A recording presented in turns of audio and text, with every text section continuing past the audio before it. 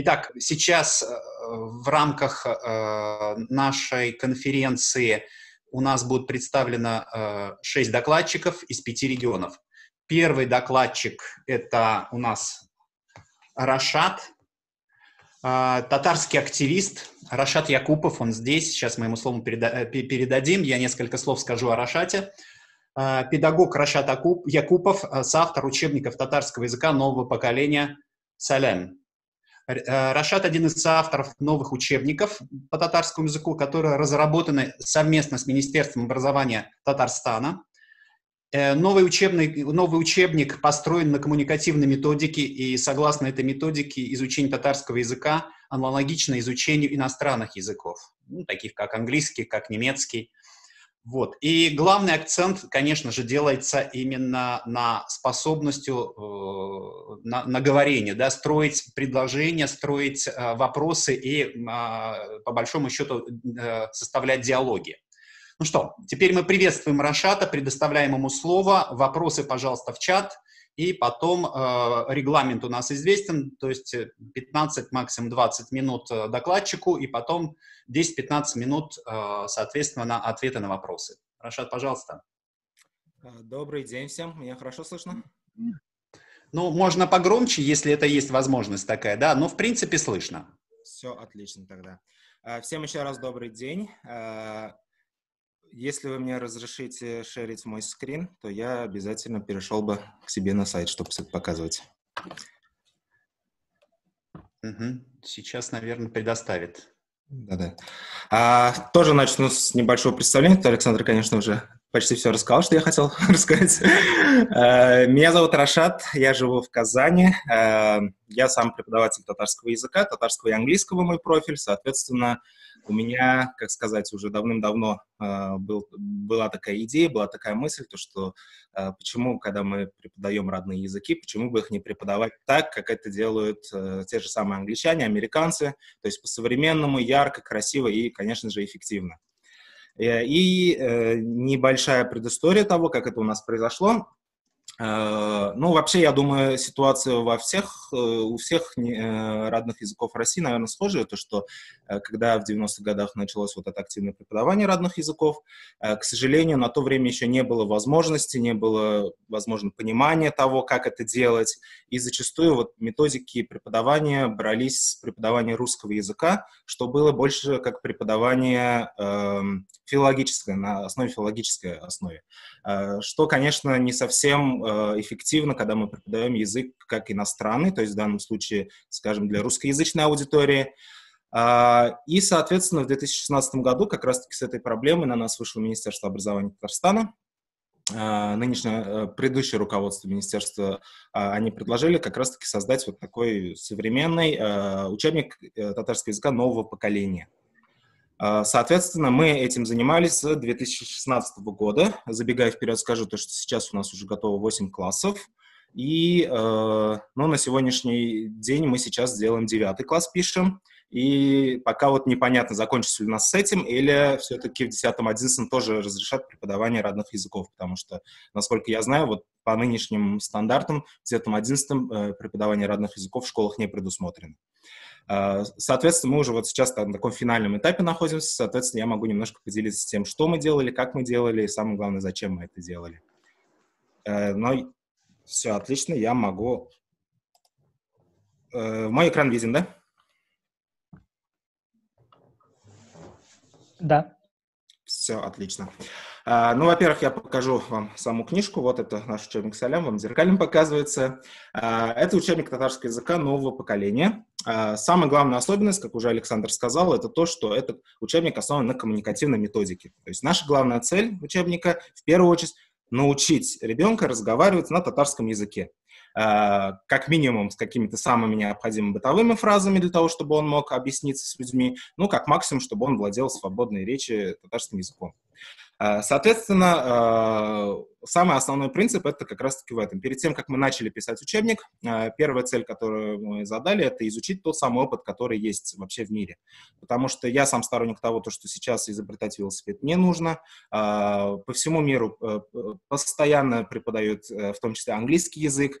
Каждый год выпускаются сотни, тысячи учебников, методических пособий по английскому языку. Работают огромные конференции, огромное количество людей работает над этими вопросами. И поэтому зачем нам изобретать какой-то велосипед, зачем нам придумывать себе какую-то лишнюю работу? Лучше взять тот опыт, который у них есть, и перенести его на наши родные языки. Вот, соответственно, когда мы принялись писать учебник, мы так и сделали. Мы перелопатили огромное количество учебников иностранных языков, в первую очередь английский язык. Поскольку все-таки татарский язык очень является тюркским языком, то мы еще взяли за основу турецкий язык, потому что у них тоже эта очень тема сильно развита. У казахского языка тоже очень много наработок в этом плане есть. Вплоть до того, что мы вышли на связь даже с басками, и они нам прислали свои книжки для интереса, чтобы мы видели, как это делается в регионах, где есть главный государственный язык, испанский в данном случае, и как они преподают свой региональный язык.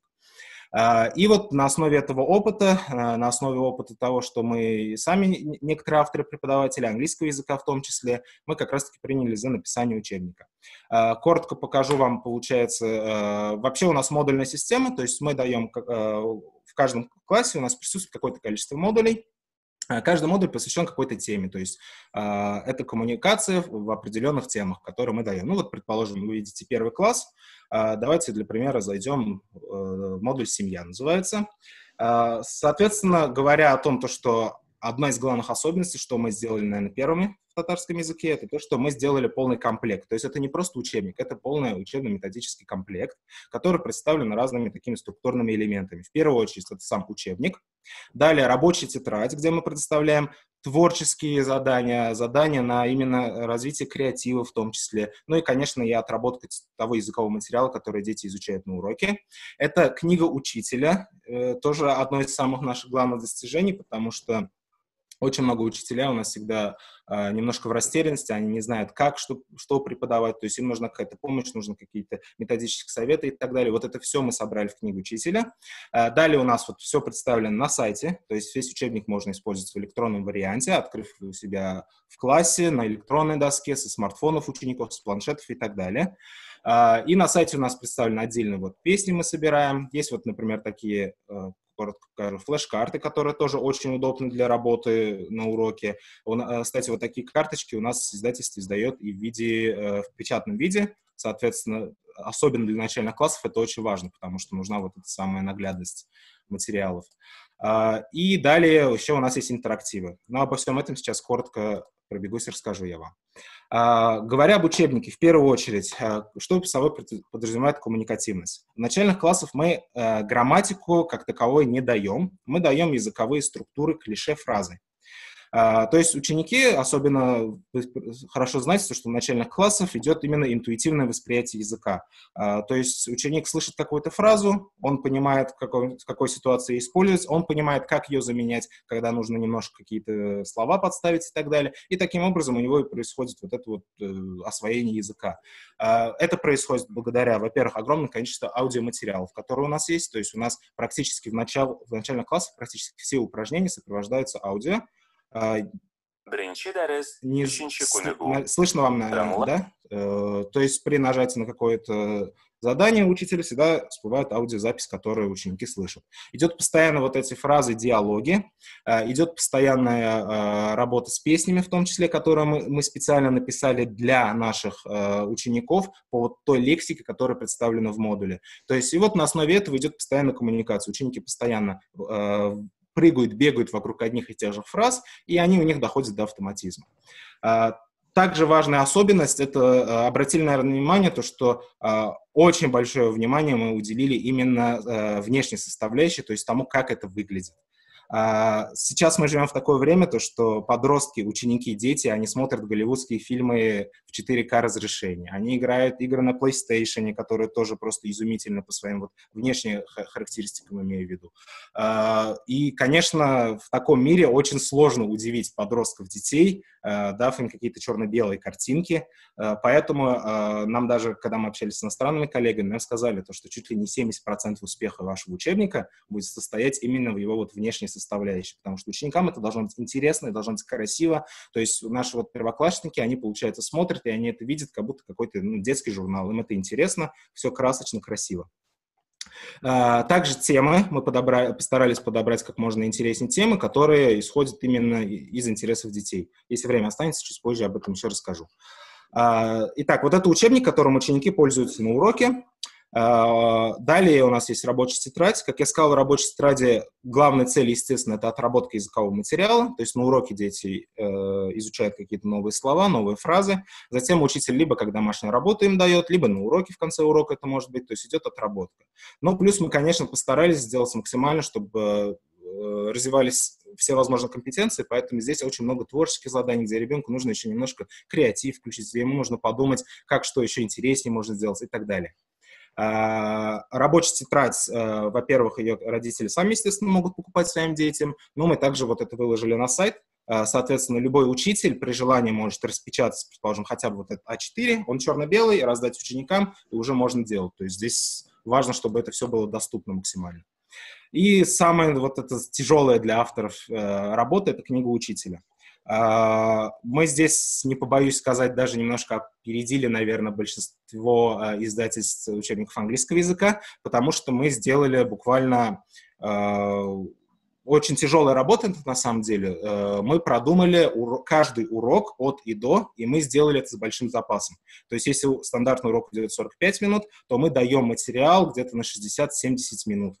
Это нужно для чего? Для того, чтобы учителя могли, исходя из конкретно своих возможностей, исходя из своего класса, то, какие это дети, сами конструировать тот урок, который им нужен. То есть у нас, видите, все разделено на элементы небольшие, идет какие-то задания непосредственно к учебнику, плюс идут какие-то еще дополнительные игры, что очень важно, что мы включили. То есть у нас к каждому уроку мы представляем обычно по несколько игр, которые учитель может играть для закрепления, для усвоения какого-то материала нового или для повторения, соответственно. Есть плюс какие-то методические советы, как это лучше сделать. В учебнике же мы даем все вот аудио расшифровки, то есть для того, чтобы учитель всегда у него перед глазами был текст, что происходит в этом аудио, и какие-то общие советы. Соответственно, у нас на каждый урок вот такие методические советы, они расписаны. Далее расскажу немножко про интерактив. Конечно, в 21 веке только печатной книгой ограничиваться ни в коем случае нельзя, поэтому мы большой акцент сделали именно на интерактивные задания. В начальных классах это в виде таких вот игр. То есть, ну, здесь пока все просто, мы на самом деле планируем эту тему развивать. То есть здесь пока все из разряда того, что они слышат слово, им нужно нажать нужное слово, найти нужное слово и так далее. В старших классах это немножко уже изменится. Так, ну, в принципе, по началке, наверное, все. Сейчас коротко покажу, что мы делаем уже в средней школе. Скажу то, что там концепция у нас кардинально меняется, потому что соответственно, возраст детей уже другой, и там нужно уже что-то поинтересней. Во-первых, мы там записали очень качественные, очень красивые видеоролики. К сожалению, из-за ограниченности времени не могу подробно на них остановиться. Ну, в общем, эти ролики, они полностью совпадают с содержанием их модулей. То есть ученики изучают какую-то тему, и затем они смотрят, как их ровесники попадают в какие-то смешные ситуации. То есть это сделано немножко в стиле современного яралаша, я так скажу. То есть детям, в принципе, интересно, там и с юмором, с какой-то интересной подачей. Они смотрят и повторяют, опять-таки, изученный материал.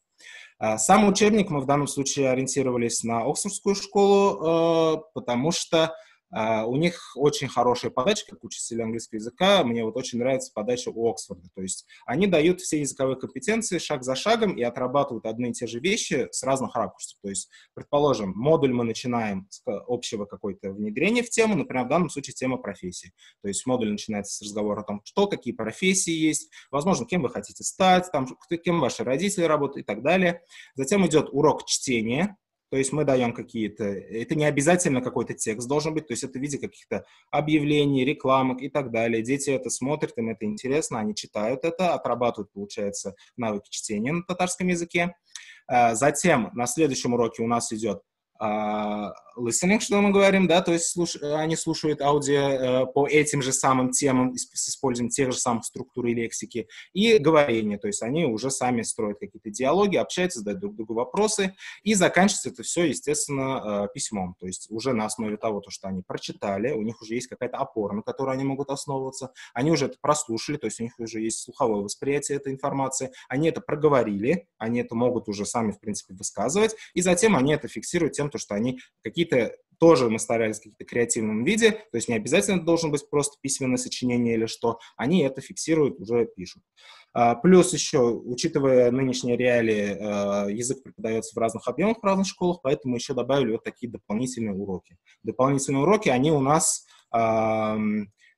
направлены именно на расширение каких-то языковых компетенций, на то, чтобы дети просто побольше разговаривали, побольше общались, побольше играли.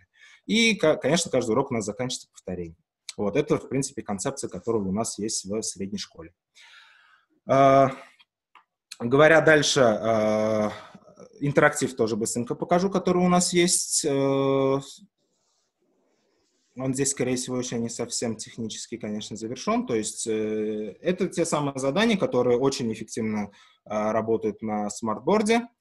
Также они, в принципе, спокойно проходят и на планшетах, и на смартфонах детей. То есть это тоже можно давать как домашнюю работу, это можно задавать детям. Можно делать это вместе на уроке. То есть ученики всегда обожают, когда можно выйти к интерактивной доске и просто там потыкать что-то, да. В данном случае это будет вот с пользой соответственной.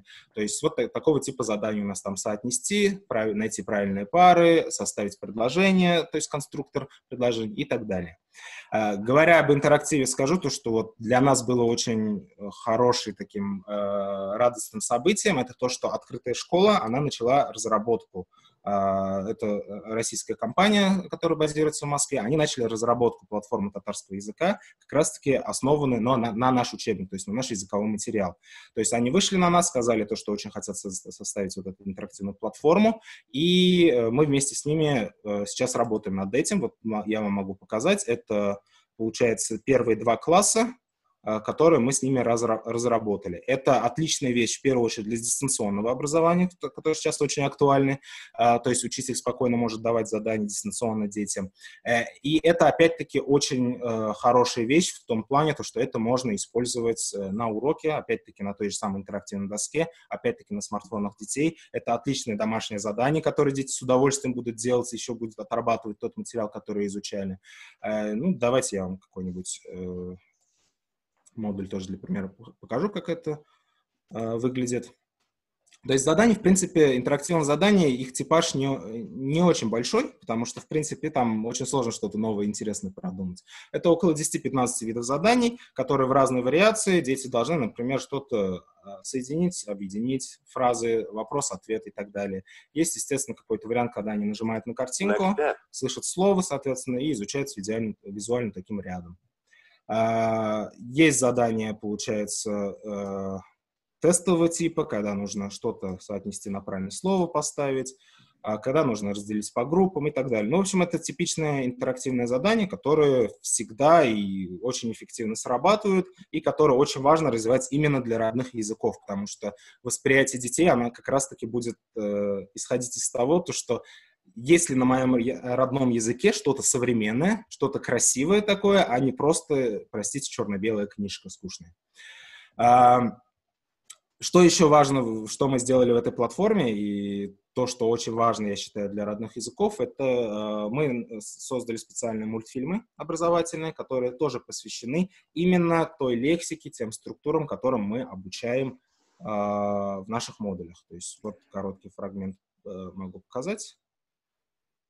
Исәнмесез, дуслар. Эфирда тәмле камыр. Бүген бездән кунакта танылган артист. Ул бәлеш пешерә. То есть, как вы можете догадаться, в данном случае тема еда. дети изучают еду, они изучают те слова, которые у них есть, и вот в виде мультфильма им показывается, соответственно, вот это кулинарное шоу по телевидению, и где отрабатываются вот именно те самые слова, те самые лексики, как приготовить в данном случае татарский национальный бәлиш пирог. Вот. И таким образом вот эти мультфильмы мы, когда показывали их в фокус-группе, очень успешными были, то есть дети были, в принципе, в восторге. Особенно в восторге были учителя, потому что это то, что можно поставить, это то, что, в принципе, ну, всегда воспринимается хорошо, и учителю это отличный материал дополнительный, который можно всегда использовать и на уроке, и вне классной какой-то работе, и как домашнее задание. Вот. В принципе, к сожалению, да, наверное, открытая школа не сможет создать такую платформу по всем родным языкам, но в любом случае я считаю, что это очень хороший опыт, и при наличии какого-то минимального финансирования такие платформы нужно создавать на всех языках, и как бы если где-то у кого-то будет необходимость, у нас есть определенный опыт сейчас того, как это делается, то есть какие важные моменты, нюансы есть, поэтому обращайтесь, всегда будем рады помочь с тем, как это вообще можно претворять в жизнь. Возвращаясь к самому учебнику Саляма, я еще не успел сказать одну важную вещь, которую хотел отметить. Это выборка тем, темы, которые должны быть интересны детям. Вот если вы обратите внимание, например, вот 6 класс, у нас темы какие? Это характер людей, спорт, кумир, например, любимая книга, музыка. Дальше у нас в 7-8 классе идут игры такие, как темы, как игры, фильмы, сериалы, шопинг, развлечения, стать человеком и так далее. То есть это все выбрано не зря. К сожалению, очень часто, вот конкретно в татарском языке могу сказать, есть такая проблема, то, что есть ассоциация языка исключительно как с каким-то таким отсталым явлением, как то, что вот всегда про что-то прошлое. То есть там, если это татарский язык, то это обязательно татарские поэты там из начала 20 века, это обязательно что-то связанное с деревней, с бабушкой, там, с сундуком, с национальной одеждой. То есть что-то такое, что очень сложно применимо к современным реалиям. Но ведь дети, они ведь живут совсем в других реалиях, правильно? То есть для них это все, это вот не их. Они это не видят, они это не чувствуют. Мы сделали такой эксперимент, кстати, для преподавателей, очень советую, очень интересная вещь. Мы составили такой опросник и раздали их детям в разных школах. То есть это у нас группа учителей сделала, и мы конкретно спросили у детей, у ребят, а что вам интересно? То есть о чем вы хотели бы поговорить на уроке, вообще о чем вы разговариваете в свободное время, чем вы интересуетесь. И у нас составился очень приличный большой список. Это было и кино, которое они смотрят, сериалы, это и YouTube-контент, которым они пользуются, это, естественно, смартфоны и игры на приложения на этих смартфонах, это PlayStation, Xbox игры, которые есть на них, да, это спорт, футбол, который там мальчики смотрят, да, то есть вот все то, чем интересуется молодежь, то, чем интересуются дети, подростки. И мы с ужасом поняли то, что, к сожалению, на татарском языке нету, наверное, то есть в 98% случаев такого контента на татарском языке просто нету. И это, конечно, очень сильно пугает на самом деле, но вот конкретно в случае нашего учебника мы сделали вот таким образом. То есть мы темы посвятили как раз-таки тому, что интересно нашим детям. Соответственно, для них это родное. Они после уроков как обсуждают там какой-то сериал, который на Netflix вышел, предположим, да. Также они это могут делать на уроке, но на татарском языке. И таким образом у них есть связь того, что татарский язык — это язык, который пользуется действительно. Среди них это абсолютно там не какой-то язык аборигенов, которым там только старшее поколение разговаривает. Это вот живой язык, которым мы можем пользоваться, и мы можем разговаривать на современные и интересные темы. И как бы вот этот момент, он и психологически в то же самое время, и он очень важный, я считаю. И завершая, я вроде бы еще укладываюсь во время, скажу то, что сейчас вот у нас идет активное внедрение учебника школы.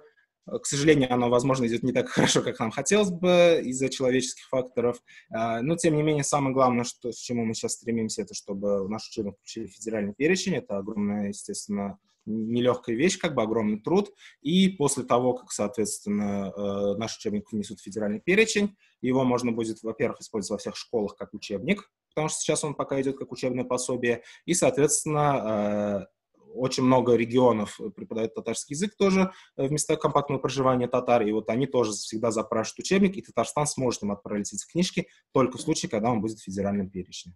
Как бы пока у нас вот планы такие.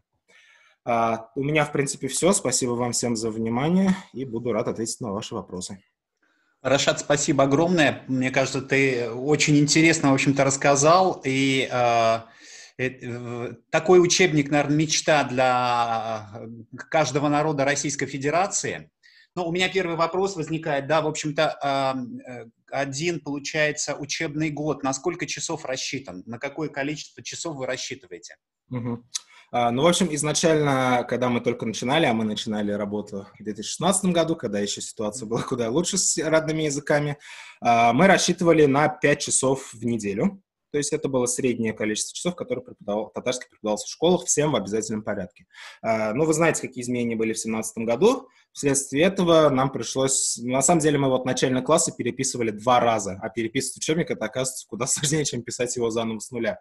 И вот по последней, получается, нашей переработке у нас получилось, мы рассчитываем на 2 часа в неделю или на 3 часа. Вот 3 часа — это те дополнительные уроки, которые я показал, а вообще стандартно у нас сейчас идет 2 часа в неделю. Спасибо. Так, ну, какие вопросы? То есть, может быть, есть вопросы и, соответственно... Вот я вижу здесь вопрос от Влады по поводу взаимодействия с учителями. Ну да, у нас уже используется это на уроках, где-то около 5000 учеников, ну там тираж чуть больше 5000 был с 1 по 4 класс, то есть началка, в принципе, вот уже по 5000 используют. Во-первых, у нас был сначала процесс апробации. Важный момент, что я не сказал, что я должен был сказать в любом случае, то что мы работаем с Институтом развития образования Татарстана, то есть у нас есть специальный проектный офис там, и как раз-таки этот институт курирует все вопросы вот апробации и внедрения учебника, соответственно, в школы. Так вот, они провели очень, на самом деле, классную апробацию с большим количеством учителей и учеников, то есть мы заранее распечатывали учебники, раздавали этим школам, проводили семинары и, самое главное, получали вот эту обратную связь, которая нам была очень важна. То есть у нас на сайте была предусмотрена специальная возможность, что учитель-апробатор к любому упражнению, к любому элементу, он может нажать на звездочку и вписать туда свой комментарий. То есть ему не нравится задание, он говорит, что, ну, ребят, это не работает просто на уроке. Он это нам пишет, мы видим, понимаем, так, здесь, значит, что-то нужно докрутить, переделать, вообще убрать, заменить и так далее. И, соответственно, у нас было огромное количество вот этих семинаров, общения с учителями, когда, соответственно, они нам прямо могли сказать, то есть, что им нравится, что не нравится.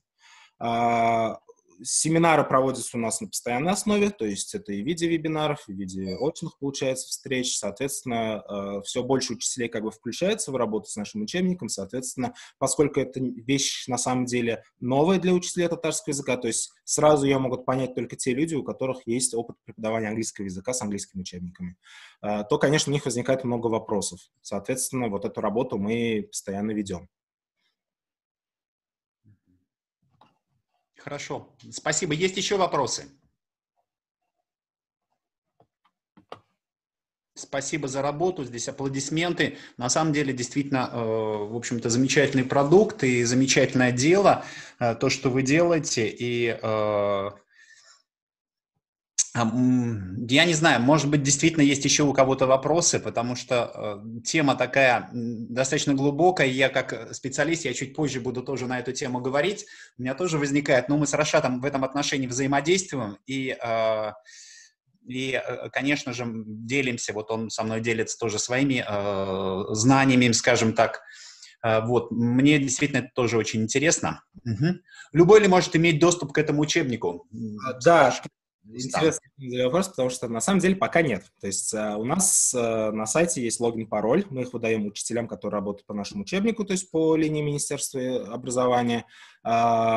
Сейчас мы продумали такую вещь, поскольку интерес очень большой, и все спрашивают. То есть сейчас у нас идет немножко переработка сайта, и как только мы все это доделаем, мы планируем сделать открытый доступ к учебнику, чтобы любой желающий, где бы он ни был, то есть даже если он преподает в какой-то частной школе, не знаю, в каких-то кружках татарского и так далее, он мог спокойно заходить и пользоваться тем материалом, который там есть, кроме книги учителя. То есть книгу учителя мы планируем оставить с логин-паролем, ну, по простой причине, потому что там даны все ответы на задания, потому что там даны все расшифровки, соответственно, чтобы хитрые ученики где-то не могли это все использовать, как бы для учителей мы оставим вот именно с логин-паролем. А сам учебник у нас планируется, да, полностью в открытый доступ. Так, про тут спрашивают, да, вижу. Но вообще, как бы изначальная цель, когда мы начинали это делать, у нас была цель B2. Сейчас это очень сложно, потому что 2 часа в неделю это как бы... Ну, на самом деле нам сейчас нужно пересмотреть немножко, да, вот подход как раз-таки вот этим языковым компетенциям, уровням. Я предположу, но пока не утверждаю, скорее всего, это у нас сейчас к 9 классу B1. Наверное, так сейчас. Ну да. Вопрос еще. У площадка самописная у вас тут спрашивают?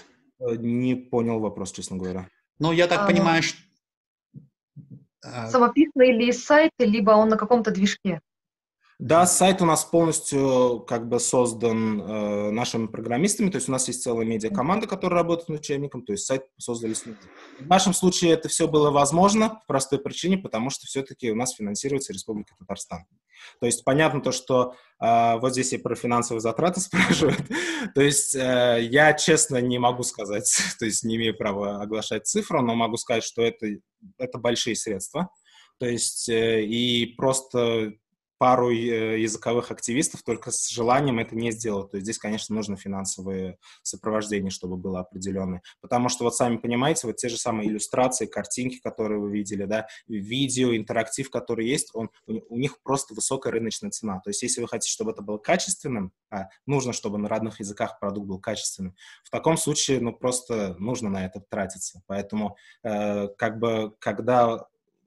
Ну, если приниматься к этому вопросу, то в первую очередь, конечно, нужны спонсоры, какие-то инвесторы, то есть те, кто готовы как-то финансово помочь с этой вещью. То есть это очень важно. Но вообще скажу то, что когда есть у вас, вот, если у кого-то из вас есть такие интересы, обязательно обращайтесь, то есть как бы вместе обсудим, какие вот моменты, как что можно решаться и так далее. То есть, в принципе, все подскажем с своей стороны, что как бы своим опытом можем поделиться.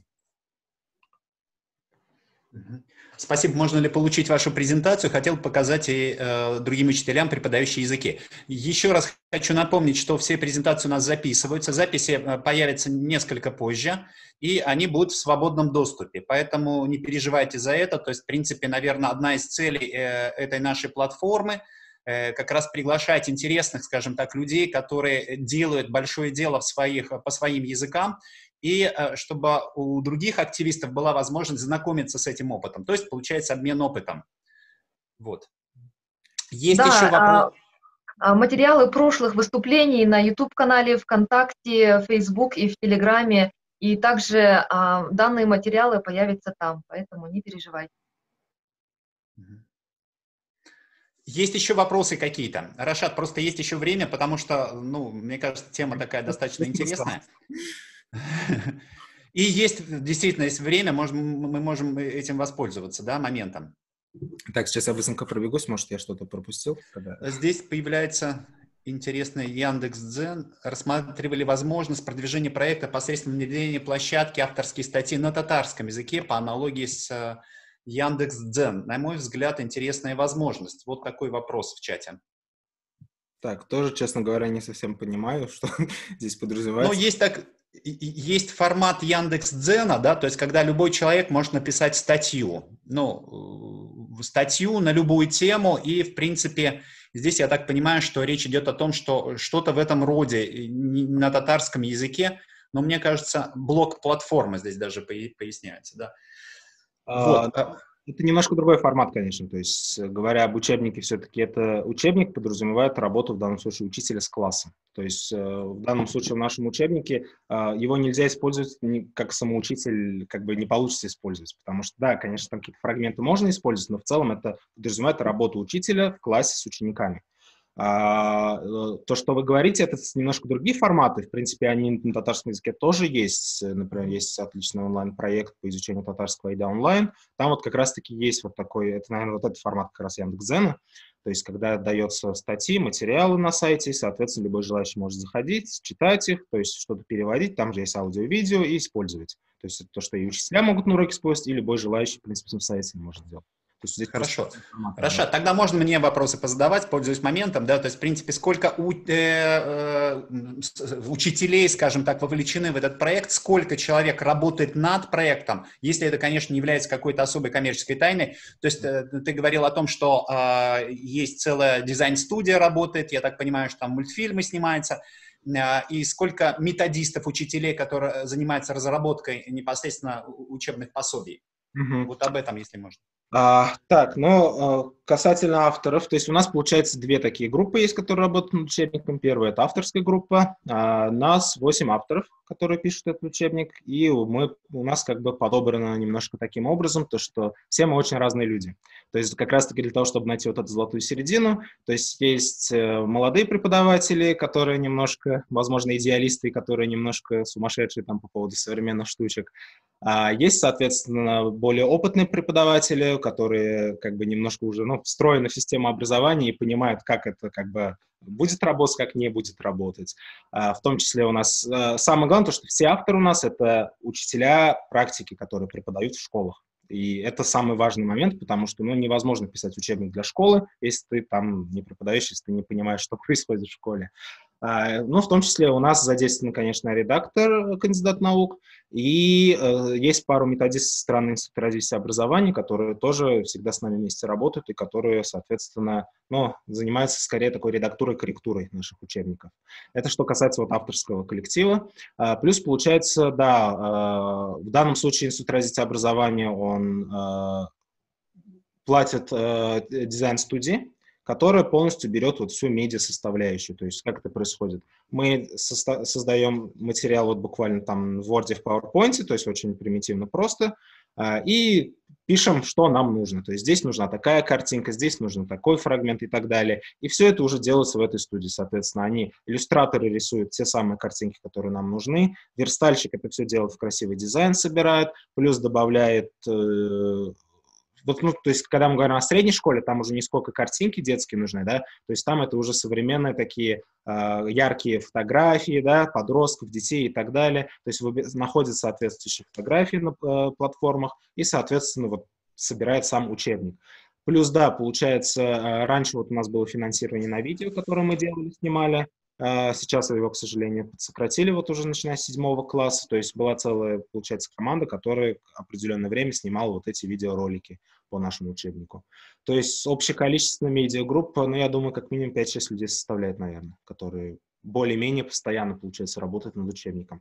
А что касается преподавателей, которые преподают, точную цифру сказать не могу. То есть, учитывая то, что по 5000 учеников около этой цифры учатся по началке.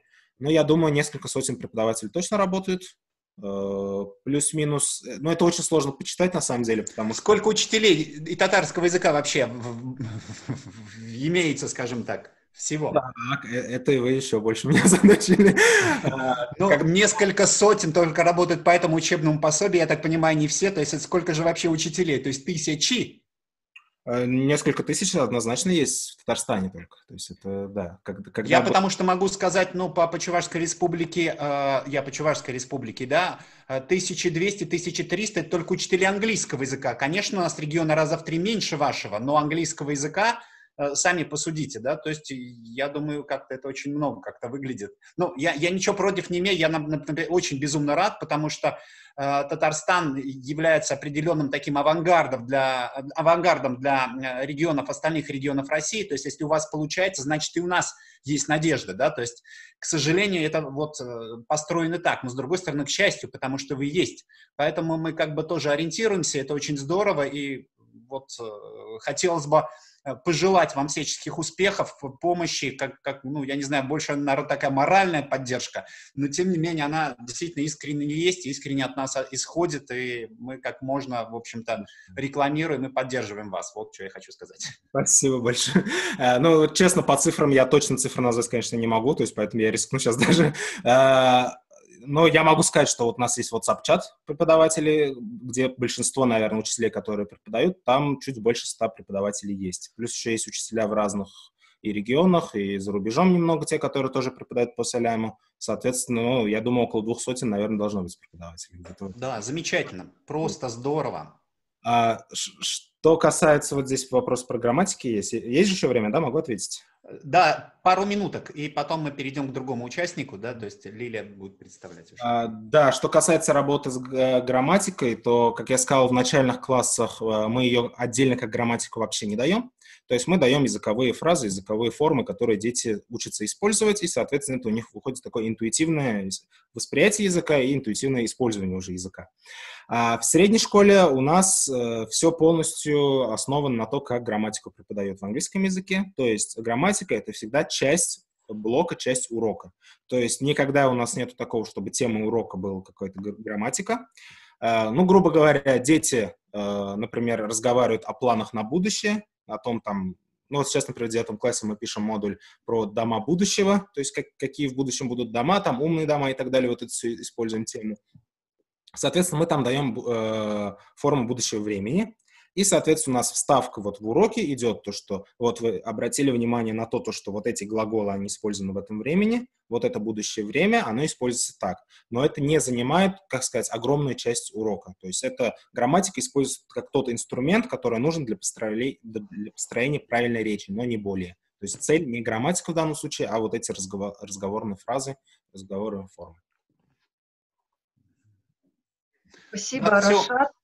Огромное спасибо, Рашат. Да, большое спасибо. Я думаю, Рашат, ты, может быть, как с тобой связаться можно, если у людей возникают вопросы? Через нашу платформу или ты готов поделиться каким-то контактным адресом, и ты мог бы написать его в чате? Давайте я напишу в чат свою электронную почту. Если у кого-то возникает какой-то вопрос, обязательно обращайтесь, как бы всем опытом, всеми своим знанием готовы поделиться, как бы и помочь как можем. Спасибо вам всем большое. Игзур Рахмет. Игорь Ахматов. Рашат, восхищает вот проделанная огромная исследовательская работа, да, как все это визуально красиво проделано. Вы огромные молодцы.